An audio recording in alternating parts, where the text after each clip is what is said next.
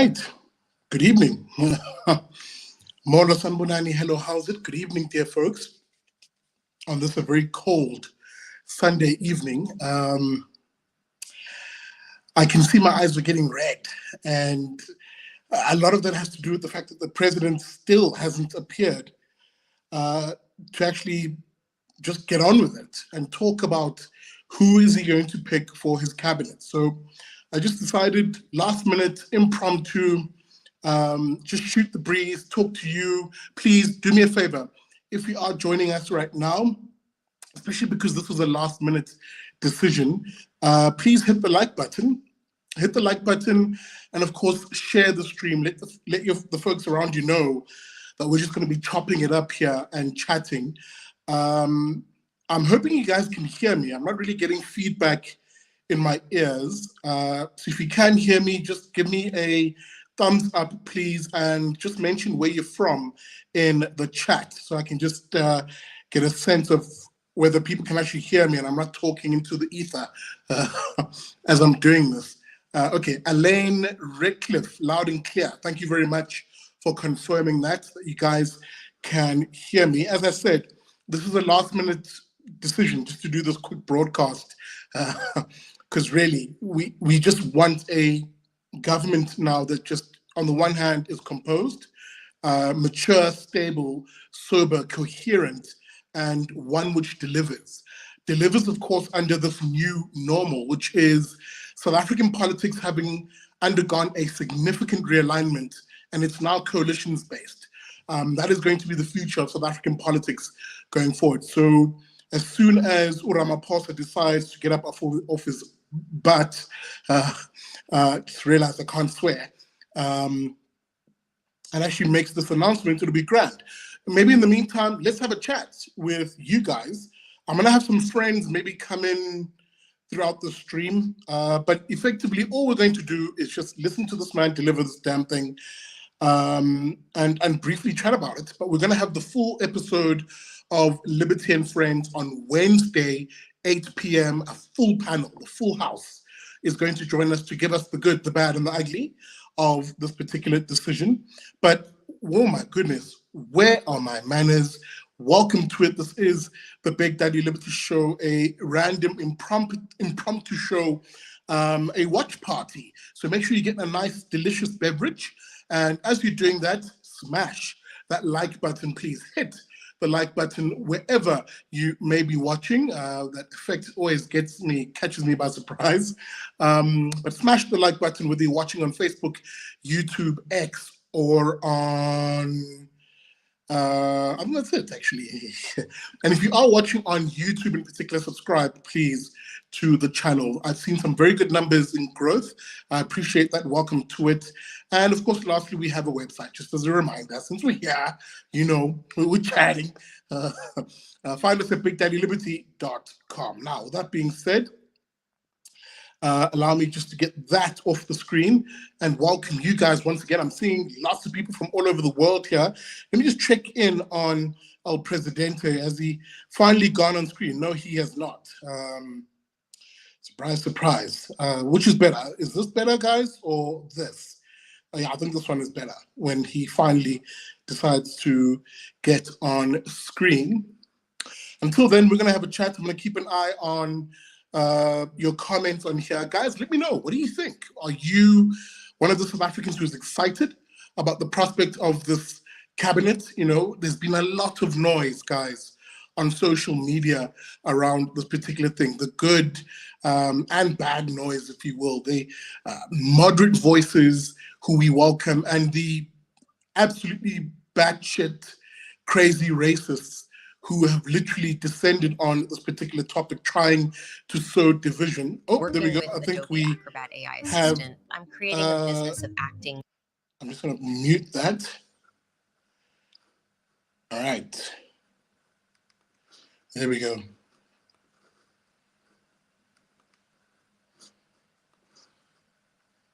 With effect to this mandate, it was agreed that a government of national unity, which brings together parties from across the political spectrum, should be formed. This government of national unity would be bound by certain fundamental principles and would undertake a basic minimum of program of priorities that affect the lives of the people of South Africa.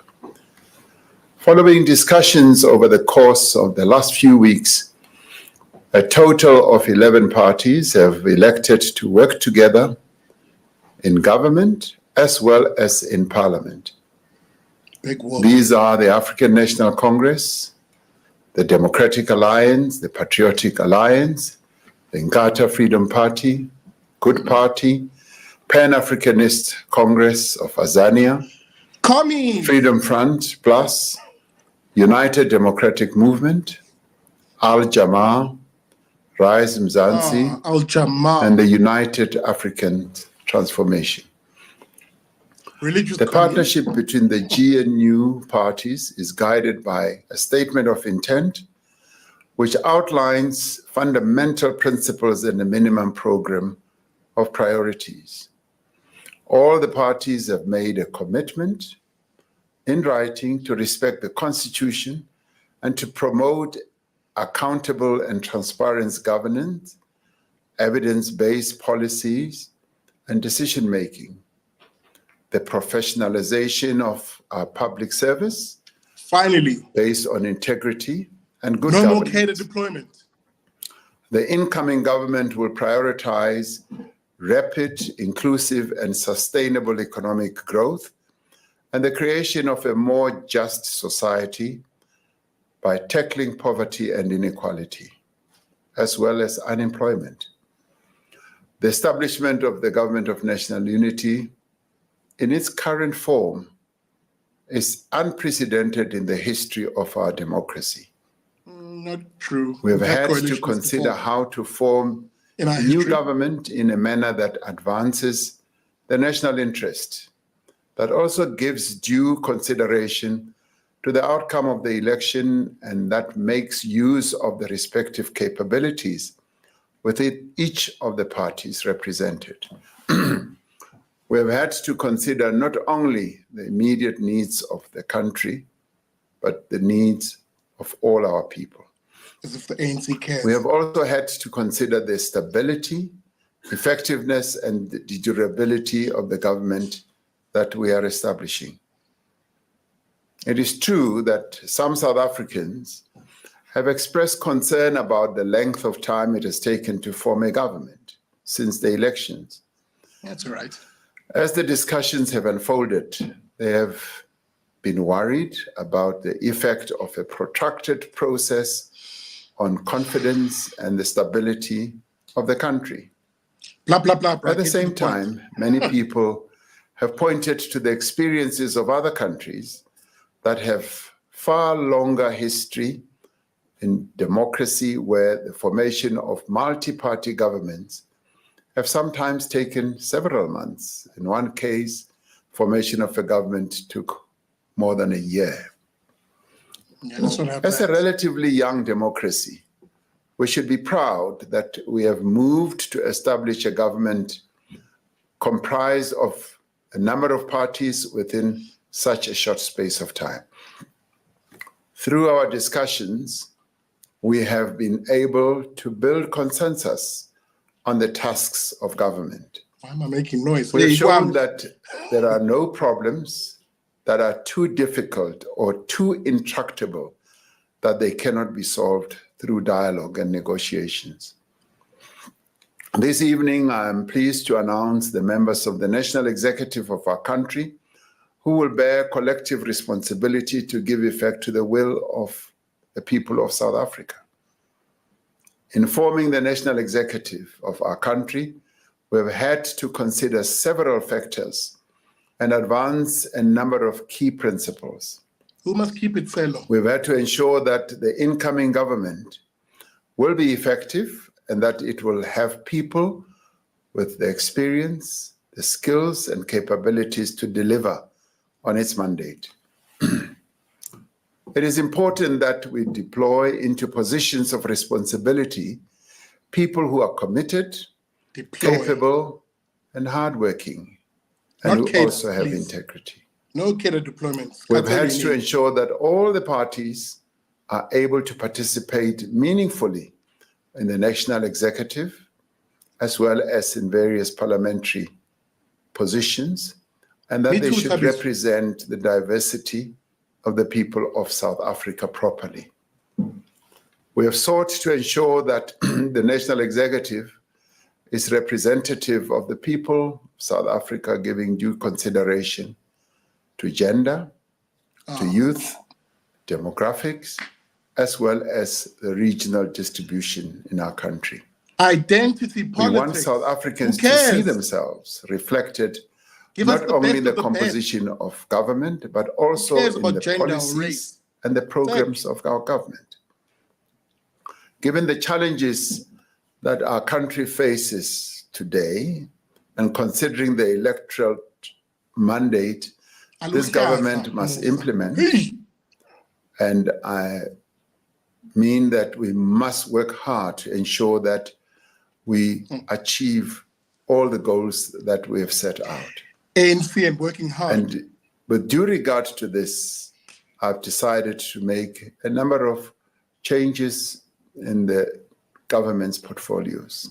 Oh, here we go. In the course of the 6th administration, I indicated my intention to reduce the number of portfolios in the national executive. However, due to the need to ensure that the national executive is inclusive of all the parties that are part of the government of national unity. No. So more this has not been possible. In some instances, we've had to consider it necessary to separate certain portfolios to ensure that there is sufficient focus on more government, issues. More expensive taxes. The ministries of electricity and energy will now be merged. There will be a separate Ministry of Minerals and Petroleum Resources. The Ministry of Agriculture will be separated from the Ministry of Land, Reform and Rural Development. Ministry of Higher Education will be separated from the Ministry of Science, Technology and Innovation. Why? Ministry of Justice and Constitutional Development will be separated from the Ministry of Correctional Services. There will no longer be a Ministry of Public Enterprises. The coordination of the relevant public enterprises will be located in the presidency during the process of implementing a new shareholder model. However, various key institutions will be reporting to the various ministry for policy matters. Yeah, this is what happens the following when you trust coalition partners. To the executive you centralize everything will to the presidency. Therefore be made. The deputy president is Paul Mashatile. The Minister of Agriculture is John Steenhuisen. The Deputy Minister of Agriculture is Rosemary Nokuzola Kapa. Minister of Land Reform and Rural Development is Mzwanele Nyoncho. Deputy Minister of Land Reform and Rural Development is Chupu Stanley Matabata. Minister of Basic Education is Siviwe Kwahube. Whoa, Siviwe! Deputy Minister of Basic Education is Regina Mahaule. Minister of Communications and Digital Technologies is Soli Malati. Deputy Minister of Communications and Digital Technologies is Montli Gungubele. Minister of Cooperative Governance and Traditional Affairs is Velinkosi Tlabisa. Deputy Minister of Cooperative Governance and Traditional Affairs is Dixon Masemola and Ngosi Zolile Burns Ngamashe. The Minister of Defense and Military Veterans is Enji Mutsecha. Deputy Minister of Defense and Military Veterans is Bantu Holomisa and Richard Nkongo. Minister of Electricity and Energy is Hosien Suramokhopa. Deputy Minister of Electricity and Energy is Samantha Graham. Minister of Science, Technology and Innovation is Blade Nzimande. The Deputy useless Minister of commie is Science, back. Technology and Innovation is Nomalungelo Gina. Really? Minister of Employment and Labor is Nomakosazana Meth. Firstly, Angie Deputy Motshekga's Minister back. of Employment and Labor is Jomo Sibiya and Phumzile Mgcina. Minister of Finance is Enoch Godongwana. Okay. Deputy Ministers of Finance are David Masondo and Ashor Sarupen. There's two. Well done to Minister Ashur, of by the way. Forestry, Fisheries and Why two, though? Environment is Dion George. Yeah, good Deputy deal. Ministers of Forestry, Fisheries and Environment are Naren Singh and Bernice Swart. Hashtag Naren Minister Singh of as Health the- is Dr. Aaron Motsoaledi. Deputy Minister of Health is Dr. Joe Patla. Aaron Motsoaledi is back in Minister health. of Higher Education is Who gets Home Dr. Affairs? Nobuhle Nkabani. The Deputy Ministers of Higher Education are Buti Manamela and Dr. Where- Mimi Gondwe. Minister of Home Affairs is Leon Schreiber. Go Deputy Minister of Leon! Home Affairs is Njabulo Nzuza. Minister of Human Settlements is Mamoloko Kubai. Deputy Minister of Human Settlements is Thandi Mahambeshala. How Mambe? The Minister of Mahambeshala, International sorry. Relations and Cooperation is Ronald Lamola. Deputy Ministers of International Relations and Cooperation are Alvin Botes and Thandi Moraka. More of that Gaza Minister shit. of Justice and Constitutional Development is Tembing Kadimeng. The Deputy Minister of Justice and Constitutional Development is Andries Nel. The Minister of Mineral and Petroleum Resources is Gwede Mantashe. Of course. Deputy Minister of Mineral Keep the tenders and close, man. Petroleum Resources is Judith Nemadzinga Chabalala. Minister of Planning, Monitoring and Evaluation is Marupini Ramokhupa. Deputy Minister of Planning, Monitoring and Evaluation is Seiso Muhai. So they made a whole Minister of ministry out Police is again. Senzo Mchunu. How? Deputy Ministers of Police are Poli Go Bushielo and Kassel Matale. Minister Kassel Matale in the is presidency is Kumbuzo Nchabeni. Deputy Ministers in the presidency are Nongeba Mhlauli and Kenneth Murolo. Minister of Public Service and Administration is Nkosi Mzamo Buthelezi. How? Deputy Minister of Public Service and Administration is Pinky Kekana. Minister of Public Works and Infrastructure is Dion McPherson. Deputy Dean! Minister of Public Works and Infrastructure is Sihlezi Yo! Dalala. Wow, Minister of Shasti. Small Business Development is Stella Ndabeni. This cabinet is Deputy bloated, Minister guys. of Small Business Development is Jane Sitole. The Minister of Social Development is Sisisi Tolashe. Deputy Minister of Social Development is Hanif Hendricks. Minister of Hendricks, Sports, Arts and Culture is Al-Jama. Gayton McKenzie. Deputy Minister of Sports. Sports, Arts and Culture is Peace Mabe. Yeah, Caton might not. Caton Minister might of not like that. He Tourism is wanted Home Patricia Affairs. DeLille. Where Deputy the Minister of trade- Tourism is Maggie Sochu. Minister of Trade and Industry and Competition is Pax Dao. The Deputy Ministers of Trade, Industry and Competition are Zuko Godlimpi and Andrew Whitfield. Minister of Transport is Barbara Creasy. Deputy Minister of Transport is Barbara Creasy is Nkululeko back. Hlengwa. With that buzz cut. Minister of Water and Sanitation Nkululeko is Hlengwa Kenima made it. Jodina. My homie. Deputy Ministers of Water and Sanitation is David Mahlobo and Isaac Siahlulo. Minister of Women, Youth and Persons with Disabilities is Sindisiwe Why? Chikunga. Why is this a ministry? Deputy Minister Put of it under Women, social Youth and development. Persons with Disabilities is Guys, Mapaseka this Steve is too bloated. Letsike. Minister of Correctional Services is Peter Groenewald. Dr. Peter Groenewald. Deputy Minister of Correctional Services is Lindiwe Nchalinchali. Minister of my nutsack, These men since and there's women so many portfolios. we have appointed to the executive are drawn from all corners of our country. They reflect the diversity of our nation. They have a responsibility to work together to serve the people of South Africa as a whole. None of the members of the National Executive has been appointed to serve the interests of a particular constituency, a particular party, or a particular section of society. Collectively and individually, they are responsible to the people of South Africa. True. In the spirit of partnership and collaboration, the incoming government will work together with other formations to convene what we have spoken about a few days ago, which is a national dialogue.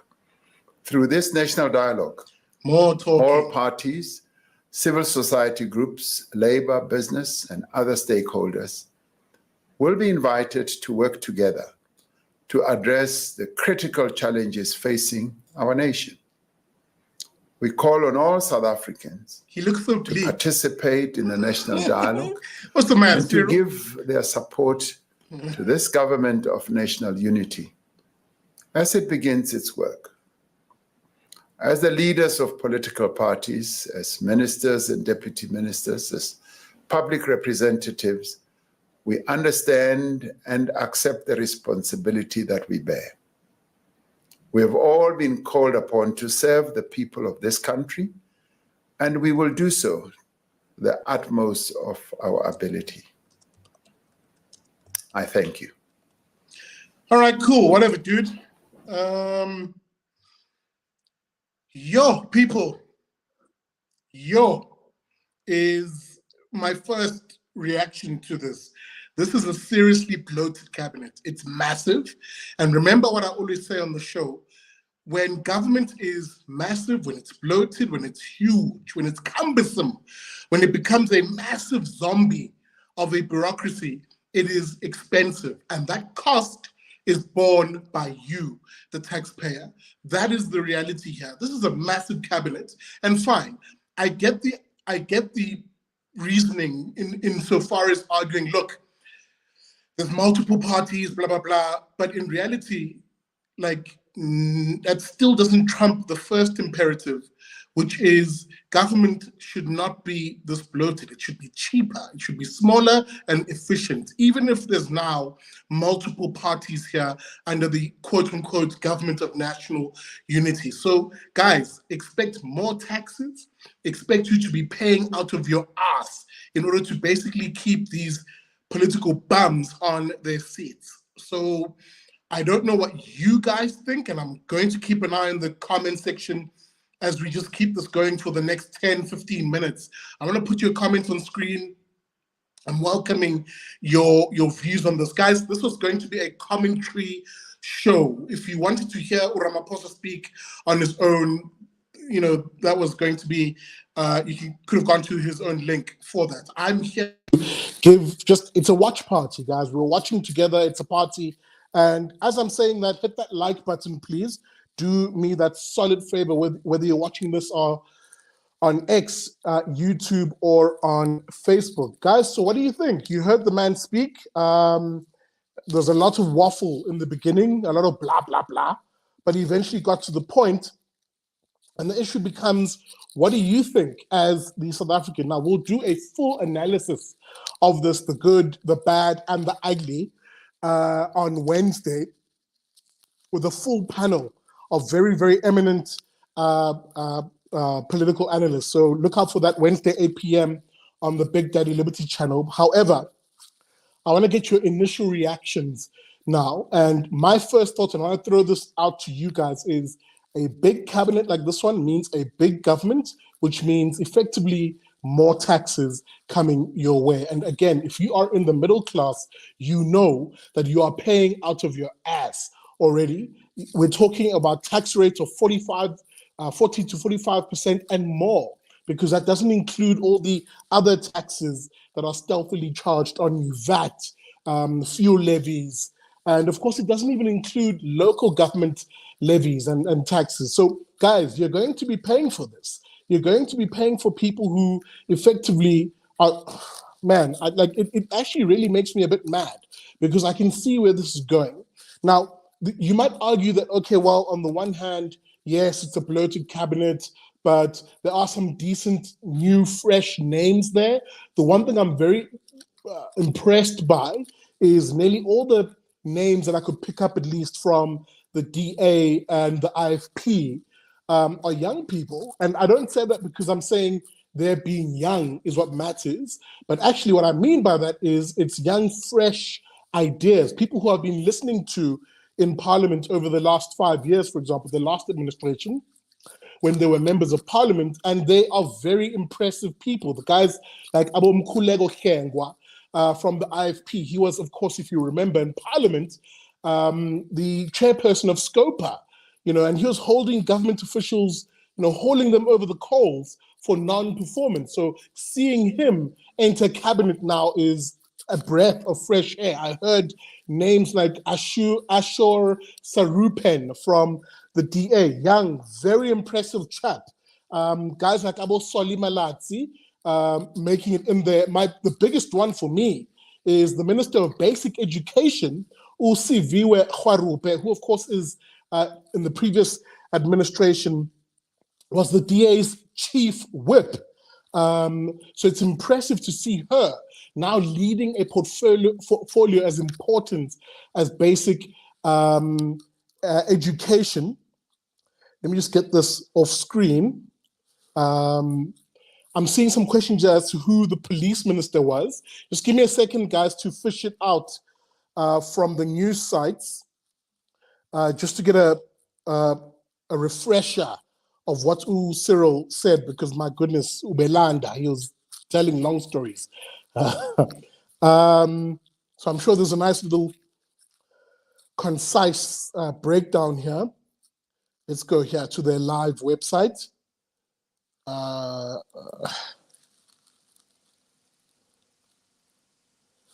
There we go. I'm going to put this up on screen and we'll go to it together, but I'm not going to do every single one, guys. Come on. Let's not do that. I'm tempted to share this link, and if you can join me here on screen and you can have your quick say on this, because again, I know there's a lot of reaction to this. I see you, Abo Tando. Let me just find your comment. I saw it on my screen, but not down here in my console. Abo Tando Abosh saying, I didn't hear Bosa or Umusi Maimani. I also didn't hear that name. I don't think he was on there, to be honest. But I did hear seemingly guys from, excuse me, sounds like someone from Al Jamaa, that sort of Muslim religious leftist party. They seemingly got a portfolio out of all of this. So if they got one, it begs the question, why didn't Musi get one? Maybe he didn't want one eventually? I have no idea. Let's see here. Susanna Foster saying Zuma is always late. Sad. Yeah, that's one thing that annoys me about these politicians, the inability to keep time. Walter Kruger saying Minister of Police is Senzo Mkhunu. That is a very interesting pick. Senzo Mkhunu, of course, in the previous administration was the Minister of Water. Is it Water Affairs? I don't know now. Yeah, he did okay, but not really, because water in this country as a portfolio and as a key pressing area is in a complete mess. So it begs the question now as to what we're going to see out of the police ministry. Is it going to be more of the same? And if it is more of the same, guys, that's not good. That's not good. We are dying in this country. 80 South Africans a day are losing their lives to violent crimes. And why? Because policing in this country for the longest time has been led by a complete asshat of a minister, useless chap, someone who really didn't care. He would talk a lot, and for a while I used to call him the Minister of Condolences also, because that seemed to be the only thing he was able to do, is to rock up after the fact at a crime scene, either mass murder or whatever the case may be, and express condolences. Hey man, for sake, who cares about our condolences? We need police in this country who are efficient, who are well-equipped, who are dedicated, who are well-resourced, in addition to them being well-equipped, and who are looked after so that they can look after us. They are the thin blue line between us, the ordinary, law-abiding, I hate that expression, but I'll use it for the sake of this conversation, but those of us who are God-fearing, family-oriented South Africans who are tired of crime. And uBhekile failed us. uBhekile of the very same ANC. So it's frustrating to not see policing, especially the criminal justice cluster, get a shake-up that it desperately needs, that we desperately yearn for in this country. But anyway, John Steenhuisen, Minister of Agriculture, okay. Whatever happened to that talk of him being in the presidency and things happen. Minister of Agriculture, let's see how that pans out. I know though, even as I'm saying that, I know that agriculture for the DA at the very least will be a very welcome portfolio, only insofar as, for example, the Western Cape and other rural provinces, it'll be a tool, I suppose, for them politically to try and up their support in that part of the world. But again, that's not really what these portfolios should be used for. It shouldn't be used for, or how do we improve our political standing, whatever the case may be. Let me just get back to some of these comments there, guys. I see they're coming in thick and fast. Marcus also pointing out that Usiviwe will actually make a difference. Let's hope so. Let's definitely hope so. Where is the colored ministers? Let's see. This is a comment from Basil Daniel saying, where is the colored ministers take the old guard out, Gwedi? I'm assuming he means Gwede. To the old age home. I sort of interpreted what you said there, Basil. I don't know if that's what you meant. Ukronos saying, yeah, Al Jama is there. So that's interesting. Yuan Hubert saying what I had in mind. The Bella bill, with the DA now being at the helm of that department, that bill has to, I nearly swore, it has to fall. That bill has to fall. It is absolutely useless. It is a bill that what it really does is it centralizes power in education. It takes it away. It centralizes power away from parents who should be the decision makers, and it puts it into the hands of government officials, unions like ISATU, and of course politicians. That is absolutely appalling. That is absolutely appalling. That bill needs to fall.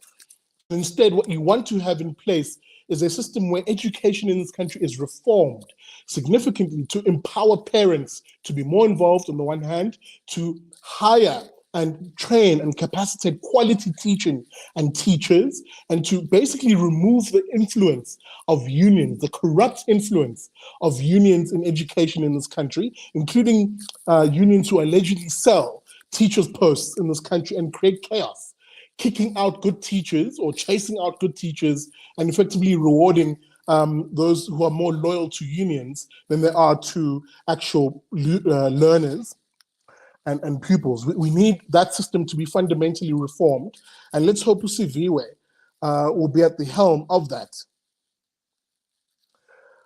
Uzakes here raising another important point.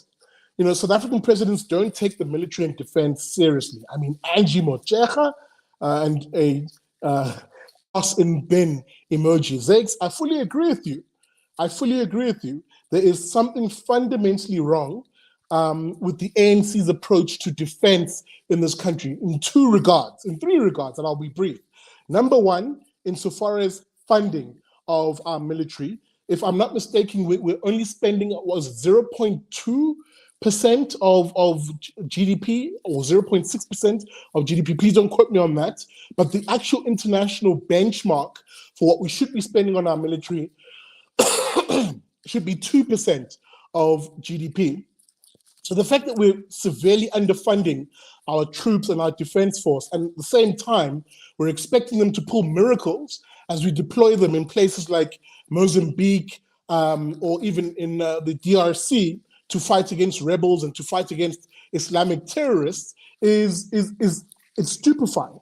We're placing these men and women in uniform in harm's way, and we're not even equipping them properly. That is a seriously, it borders on criminal. Number two, it's the not understanding of the difference between defense spending and military spending. Now, This is a whole episode in and of itself. But defense spending is woefully short in this country, in addition, of course, to military spending, insofar as we can't even look after realistically the territorial integrity of South Africa. I've always asked the question, when it comes to defense spending, why don't we have something like a Coast Guard, like the Americans have? Well-resourced, super efficient policing our maritime space, which right now is being pilfered and pillaged, almost like pirates, by some of these illegal Chinese trawlers who are fishing in our waters and causing mayhem. There is very poor policing of, of our waters. Why? Because we don't have a Coast Guard. A Coast Guard which could, on the one hand, play the function of sea rescues, search and rescue, but on the other hand, also visibly policing our waters. Why is it that our border between us and neighboring countries are so porous? Again, we don't have the requisite defense spending to actually safeguard South Africa. This is one of the major reasons why the illegal immigration problem is one that we have in this country. And included in that are the foreign terrorist groupings who are now seeing just how open our borders are and are streaming into South Africa. Radical Islamic terrorist groupings who are finding a home here. I'm talking the likes of ISIS, Al-Qaeda, etc., etc. Don't believe me? Take a short video, or take a short trip in the videos here and see what kind of flags were being flown in Cape Town in the face of South Africans there who had come to pray on behalf of releasing the hostages. And then the counter-protesters, see what flags they were flying so bravely in our faces there. They were flying ISIS flags, Hezbollah flags, terrorist groupings. At the same time as South Africa is fighting those groupings in the rest of Africa, as if this continent, for example, doesn't already have a problem with jihadi terrorism. Go to places like Nigeria. Kenya has had terrorist attacks. Hey, I'm telling you, there's a reckoning coming here simply because, again, this government doesn't respond to the actual needs of South Africa. But again, as I said, we'll cover these issues in more depth on Wednesday, 8 p.m., the Big Daddy Liberty Show. I want to get through more of your comments here, guys. Utipuo May also pointing out, you know, what's Zisha with my money. I also didn't really, excuse me. And no, I'm not going to say cheers like the politicians do in Parliament when they drink something. Let's see here. Upito Mash saying Abahambe for sports. Yo, what a joke. Yeah, ne? I'm sure Gayton is not happy wherever he is, or maybe he is. I don't know. But sport is definitely not a portfolio he was talking about wanting. You know, he was gunning for either Home Affairs or the Police Ministry. So I don't know, man. It'll be interesting to get his take on this. We have invited Gayton McKenzie onto the show.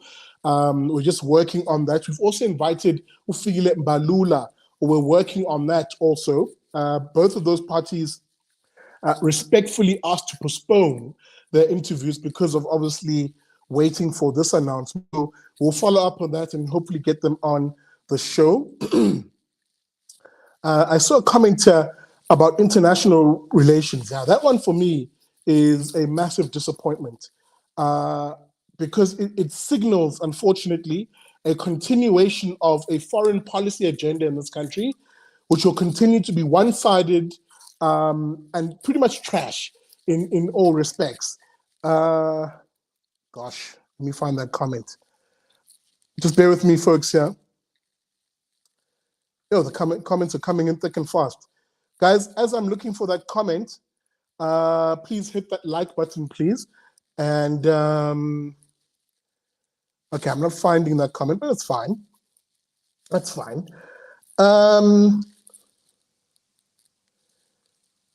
Wow, these comments are really coming thick and fast. I'm barely keeping up here. Usandile Msibi is saying, well, actually, he's super happy. He posted a picture of himself in sports gear. Well, there you go. There you go. Seeming Luke Ayton is happy. So, you know, Aitada. for him. Walter Kruger, the Deputy Minister of Planning, Monitoring and Evaluation, is Seso. Oh, okay. Walter's basically posting the various ministries. Deputy Minister of Police are Polly Boshielo and Castle Matale. Now, here's the thing, and I'll quickly revisit police. Both of those names don't inspire confidence. Now, admittedly, I don't really know Polly Boshielo, and also why are they two deputy ministers? It's, again, it comes back to that argument I was saying earlier on, that it's simply, this cabinet is simply too bloated. It's actually quite ridiculous. Deputy Minister of Mineral and Petroleum Resources, Judith Nemadzinga Shabalala. The Minister of Planning and Monitoring is Maropene Ramakgopa. Don't know those two names, but nonetheless, let's see here. Oh, this is a better thingy. Avron Mayer basically summarizing who the DA members are in cabinet. Basically, Agriculture, John Steenhuisen, basic education, pardon me, is Usiviwe. Public Works and Infrastructure is Dean McPherson, which is amazing. I happen to know Udine. If you are someone who watches the show a lot, go back, if you watch on YouTube, just look for the What South Africa Can Be playlist. And we did an interview with the top contenders for KZN, you'll remember. And I think Dean is someone who we interviewed on that particular show. He's been on the show before. So congratulations to Dean. Home Affairs going to Leon Schreiber. Now, let's take a moment on Home Affairs. Guys, Home Affairs is critically important. Domestic paperwork that administers our identities, if you will, and of course, international paperwork that administers our identities. And there's many more things that it does. Getting Home Affairs right is critically important. Number one, addressing the massive corruption in that department that basically sees now, for example, documents like our IDs, documents like our passports being sold to criminal syndicates, to terrorist groupings around the world, and to basically illegal immigrants who are now even tarnishing the reputation of, or the integrity rather, of our documents. It's why, for example, countries like the UK, just as one example, are much more skeptical now of a South African passport. Why? Because there are a lot of foreign nationals who are illegally acquiring these documents and then traveling to these countries and being a pest and nuisance there, tarnishing, of course, our reputation. So Leon Schreiber of the DA will have his work cut out for him in terms of, on the one hand, cleaning up those departments and, of course, modernizing also government. That's another thing we need to do. Why are we still heading to departments physically to get things done? You know, if there's one thing that the former Minister of Home Affairs, I can't think of his name right now, I can think of the scandal that involved him, of him showing his private parts on social media, and that leaked, but I can't think of his name. But the one thing he did, Malusi Kikaba, the one thing he did really well was introduce the private sector into Home Affairs systems. For example, now our ability to go to banks to get IDs and other documents, that really sped up the process of things. So it's that kind of stuff which we need to see much more, you know, sort of innovation and public-private partnerships, including just bringing in the private sector where there is a need. And when it comes to our foreign policy, the point I was making earlier on, of why I'm saying it's going to be more of the same and the status quo, is that we actually need a foreign policy in this country that keeps our friends and effectively allows our friends to create more trade with us and doesn't alienate them for people who we think are our friends but actually aren't. We've been cozying up to countries who, in real terms, on a trade balance of things, are not really our friends, but somehow we, for ideological reasons, we go and side with these people, making ourselves a bit of an international pariah. The ANC were punished in this election for exactly this, especially on the Middle East conflict. South Africans, despite what you were hearing in the media, despite what you're seeing in those loud protests that are in the streets, a lot of South Africans are actually unhappy with the foreign policy decisions, especially on the Middle East, and they voiced their expression. One of the reasons why I argue the ANC didn't do that hot is on some of these issues. But yeah, talk about not being able to read the room. All right, guys, I'm going to wrap it up in a moment here. let me just get a few comments on screen. This one. I'm not going to say the first word, but Angie, like chewing gum Angie, like bachelor pass Angie, Minister of Defense, shoot me now. Yeah, brah. Hey, yes, the fact that this cabinet from the ANC side of things still brought in a lot of the dead weight to be ministers tells you everything you need to know about why this department, or pardon me, why this cabinet should have been just cut down to a much smaller size. It's actually rather depressing that the likes of Obo Angie are back. But anyway, Ubongani, I saw your comment just now, Bongani. Senzom Kunu, police minister. Look, the jury is out on this one, as I said earlier on. I really do want to Senzo to do well. My problem is I'm someone who has looked at the track record of the ANC in that portfolio, and I'm not hopeful. Hey, what do I get? Let's go there. Let's go on, rather. DW laughing, saying Helen Ziller. DW, I didn't hear Helen Ziller's name mentioned on here insofar as portfolio, so I'm not sure where the joke is. Boaz, I agree with you on foreign affairs, especially if Republicans win in November. Trump would not be as kind to us as Democrats have been regarding AGOA. AGOA, of course, is that free trade agreement we have with the Americans, which is a lifeline for South African businesses who are looking to sell their goods to America. It basically gives them access to the American Growth and Opportunity Act. I think I got that right. Yeah, we should not be alienating people who are literally buttering the bread of entrepreneurs in this country and doing it for asinine reasons, really. Umoketsi Mofoga saying, we are oppressed, Cindy. Remember, I'm not sure who he's talking to or what he's referring to or why he's oppressed, my brother. Okay. Shanas Kluter saying, Ramaphosa is not serious about changing the country. Ustela for small business. Crime is going to continue to soar. Pilasandi Ngumalo making a point here. Uzwite saying, I feel like ministers should have degrees for the departments they run. That's an interesting point. Although, guys, I'm a bit on the fence on this one, because remember, at the end of the day, yes, you want them to have some form of expertise. Yes, you want them to have some form of interest in particular in that portfolio, but a degree doesn't guarantee that. There are many people who have PhDs and master's degrees, but they're absolutely effing idiots.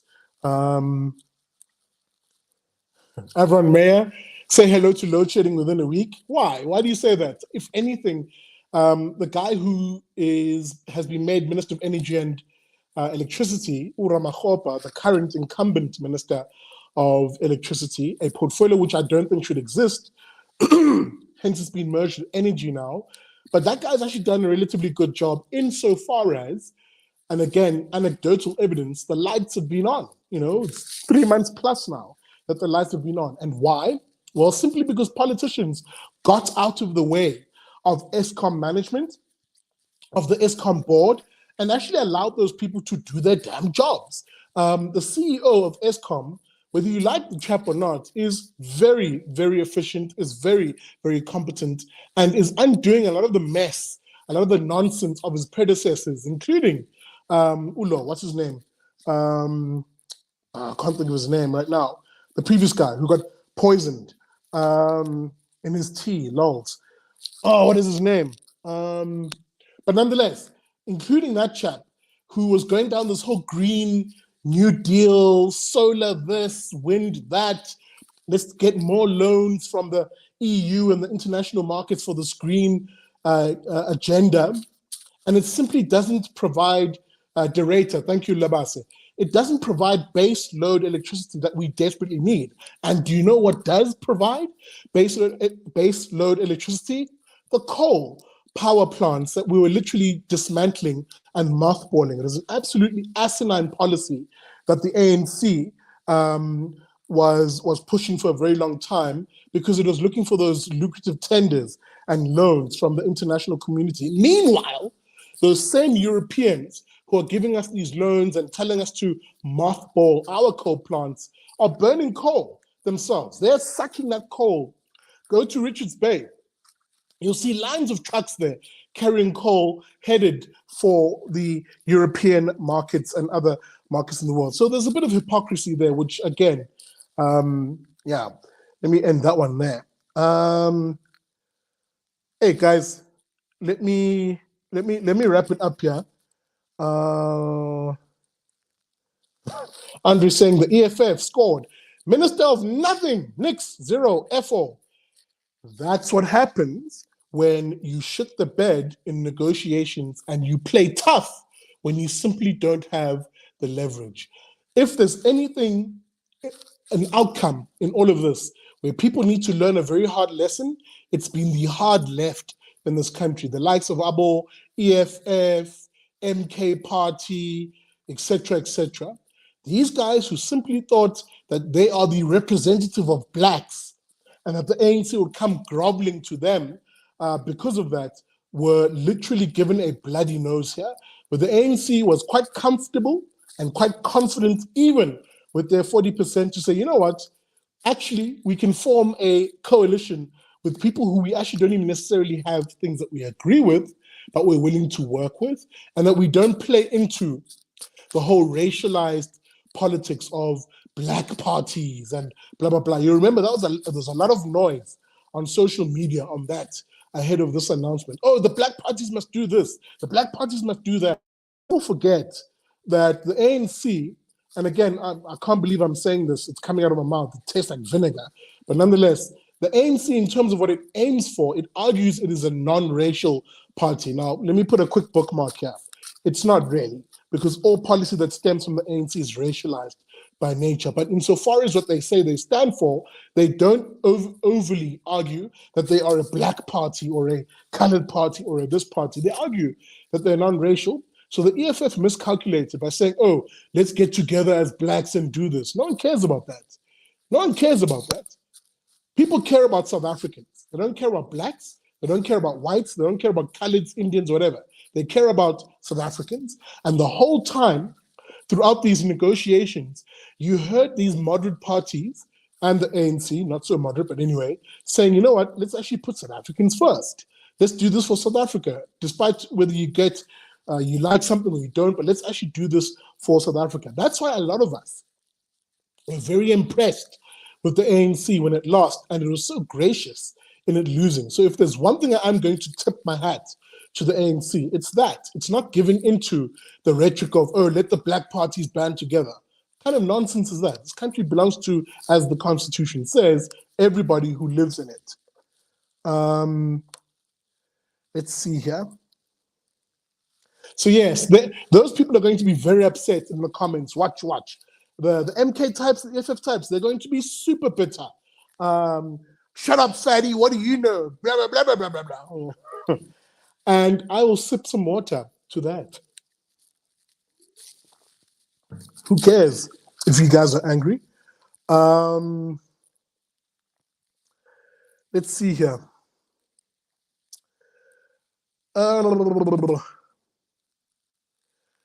Black intellect is saying the real fight now is going to be with reforming ministers and those corrupt public employees who are benefiting from the current system. Is that not going to be the fight in the next 5 years?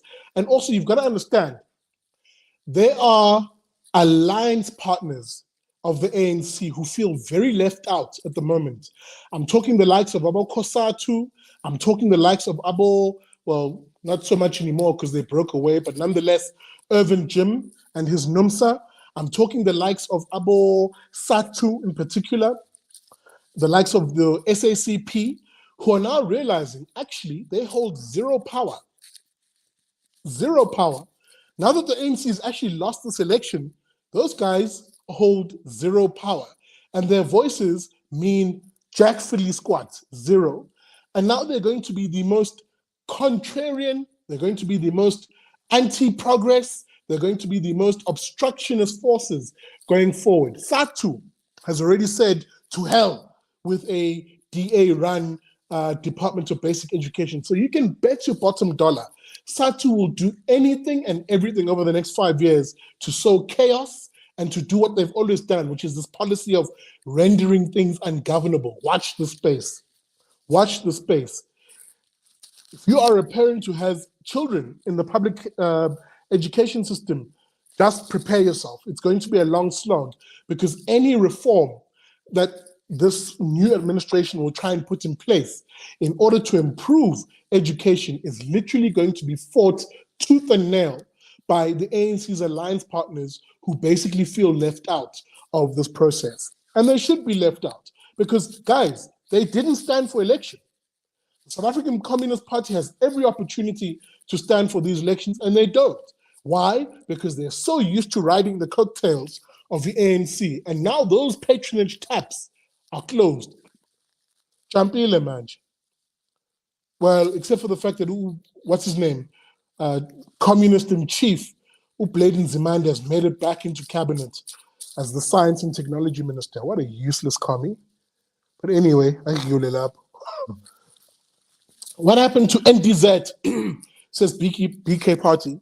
Well, Buffalo Bill, as we call her on the show, has retired. She's left. Good riddance, too. Bantu Holo Misa, who saw it coming? Minister of Defense. Okay, all right. I suppose he's reprising his old role as a military man, in a sense. Will he make the reforms that I spoke about that are desperately needed in the Defense Department? I don't know. The jury's out, but I do want to see our defense, our men and women who serve, be taken care of much better than is the case right now. I don't know if Uholomis is the man, but we'll see. GD saying, giving Holomisa an endorsement, saying he's a very capable man. Let's see if that is the case. Deanne Warman saying, what's the total number of ministries? What are their salaries? I don't know what the total number is. We'll chat about that this Wednesday, 8 p.m. On the Big Daddy Liberty Show. We'll have a full panel of political analysts who will help us break this down, including some economists who will help us also see what will these numbers look like. Remember, when a government is this big, guys, it costs money, and you, the taxpayer, are about to foot that bill. So I don't know, if you're someone who's happy right now and you're like, yeah, yay, look at this cabinet, maybe hold off on the excitement, because this will cost us a lot of money as South Africans, pardon me. And by the way, let me just quickly dispel something. Guys, this is going to be the DA's first run at national government. I'd also hold off on the optimism of thinking that, DA, because it governs well in the Western Cape, ergo, it will govern well at national government. There's no guarantees of that, guys. So the jury's out for the DA too. Hey? Like, as you guys know, I always say this on the show, I don't care who your favorite politicians are. I always say this, #politicians are trash. And there's a reason I say that, because I'm trying to show you that stop believing that politicians will come and save the day. The real world does not work that way. But okay, whatever. Let me move on.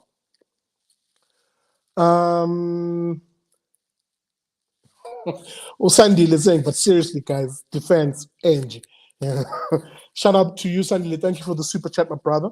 Yeah.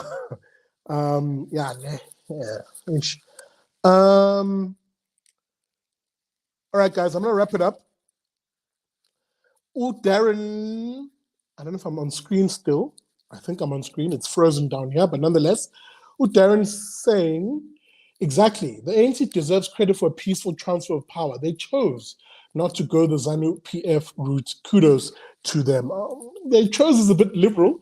I don't think they have the ability to go down that way. But no, you're right, though, Darren. You're actually right. And we do need to tap our hats off to Bona. All right, guys, I'm going to call it there. Just three or four more comments, and then I'll call it.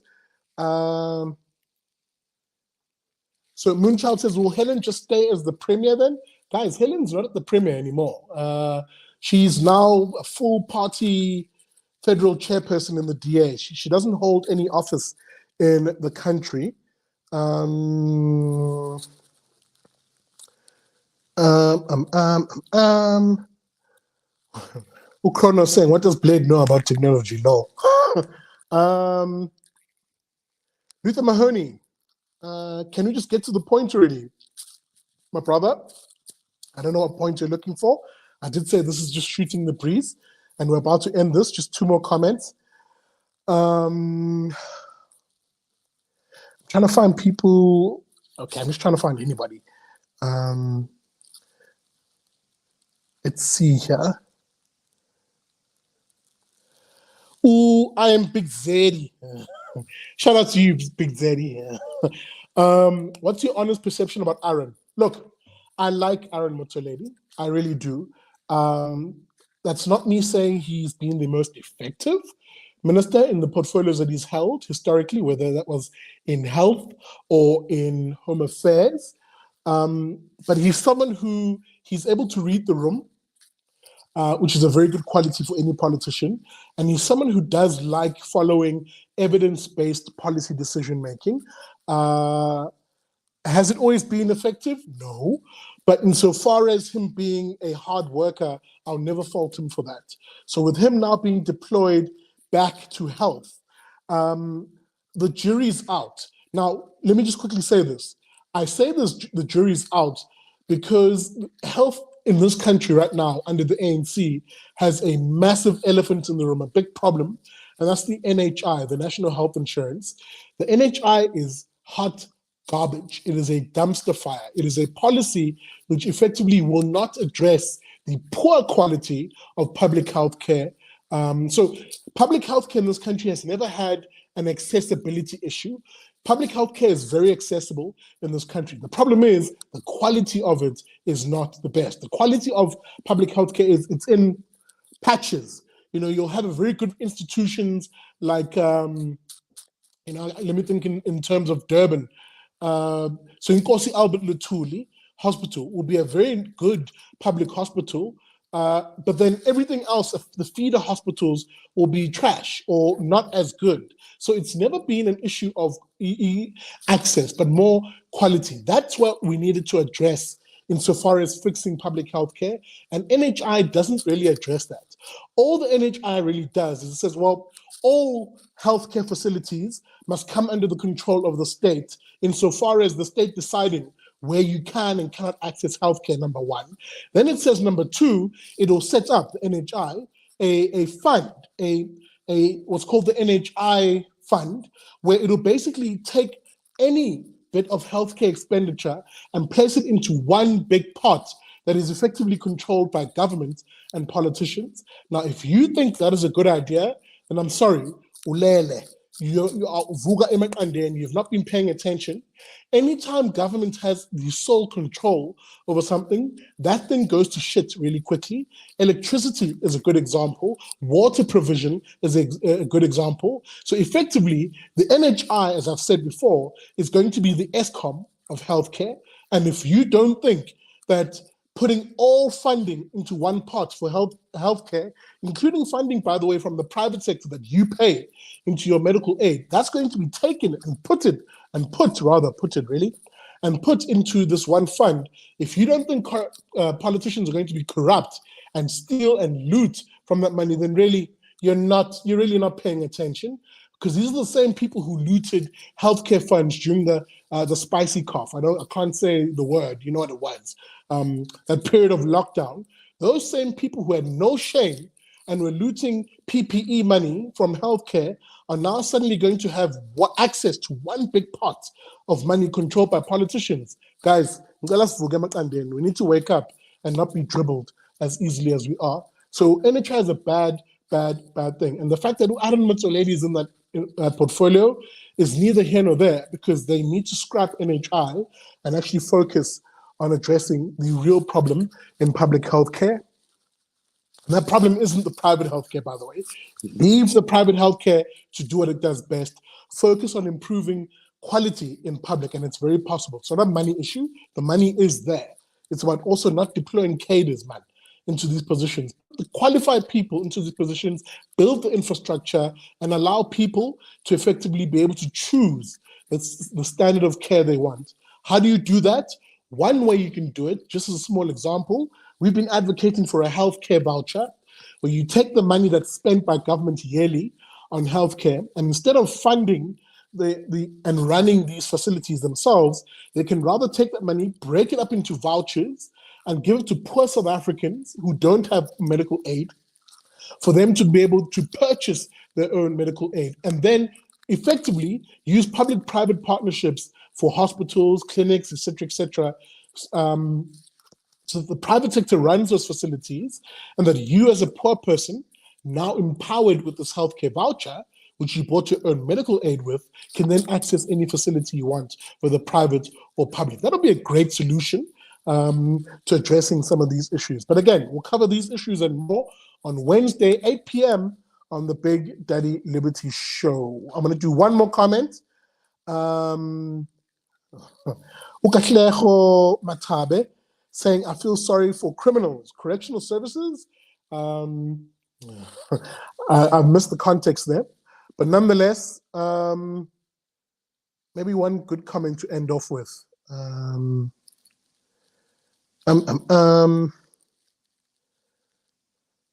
Yeah, there you go. Rightly pointing out that the Albert Lutuli Hospital in Durban is a public-private partnership. That's why it's successful. And that's why I'm saying, Mvi, and you're correct, my brother, this is why that model needs to be replicated to the entire public health system and not just one or two pockets of excellence, because ultimately, as I said, access is not the issue, it's the quality, man. That's the issue. But anyway, oh, there you go. This is where it is coming from. Kakina was saying, I feel sorry for criminals. Correctional services has Peter Gronewald. No, she says, game over. All right. Guys, I'm going to end it there. Thank you so much for watching. This has been arguably one of my largest streams. I'm grateful to everybody who's watching. Maybe you're new here and you're like, who's this fat guy who is cracking all the jokes here? What's going on?